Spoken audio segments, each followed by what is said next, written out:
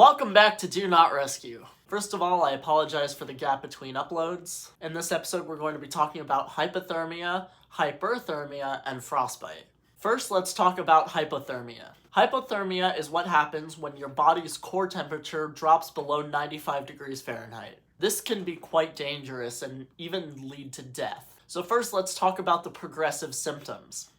First, obviously, you're going to be cold, and you're also going to be a bit agitated, irritable. Then you're going to start shivering. Then you are going to get what we call the umbles. Now, what the hell does that mean? The umbles are fumble, stumble, mumble, and bumble. So if you're experiencing fumbling things in your hands, mumbling and bumbling around, that's another sign of hypothermia. At this point, the shivering is going to intensify. At this point, you are going to go immobile and non-communicative. After this, the shivering is going to stop. As soon as the shivering stops, you know you're really screwed.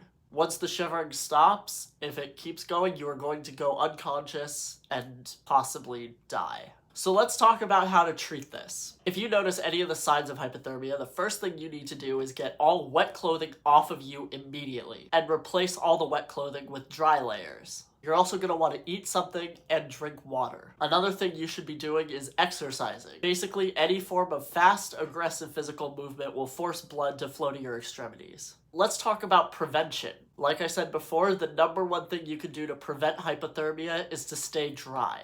You should also be properly hydrated and be eating enough. Now let's talk about hyperthermia. Hyperthermia is exactly the opposite of hypothermia. It's what happens when your body gets too hot. Some signs and symptoms of this include fatigue, loss of appetite, cramps, nausea, increased heart rate, excessive sweating, altered states of consciousness, and eventually death. So let's talk about treatment. First thing you need to do if you're getting hyperthermic is to get into the shade. Once you're in the shade, you can start removing layers and cooling yourself down using cold water. The hotter you are, the more aggressive you're going to need to be with this. If it's just a little bit, you can sort of pat yourself with cold water. If you are getting really hyperthermic, you may need somebody to dump cold water onto you. You can also drink an electrolyte solution. This is made with 1 tablespoon of salt per a quart of water. Just like hypothermia, the biggest factor in preventing hyperthermia is hydration. Finally, let's talk about frostbite. Frostbite is what happens when your flesh freezes. And this can happen in any temperature below 27 degrees Fahrenheit. Frostbitten skin will be cold to the touch and numb, but still be soft.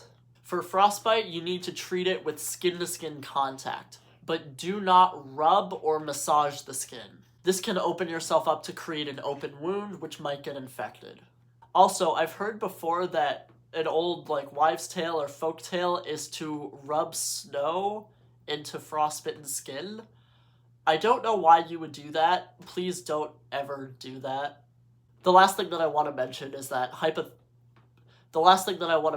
that frostbite requires medical attention to properly treat. Well, here we are, guys. This is the last episode of Do Not Rescue. Thank you so much for sticking around. I've really enjoyed this project. I want to give a big thank you to Mike DeLuca for being my supervisor, as well as David Panush for letting me go forward with this project. Thank you all. I'll see you soon. Bye-bye.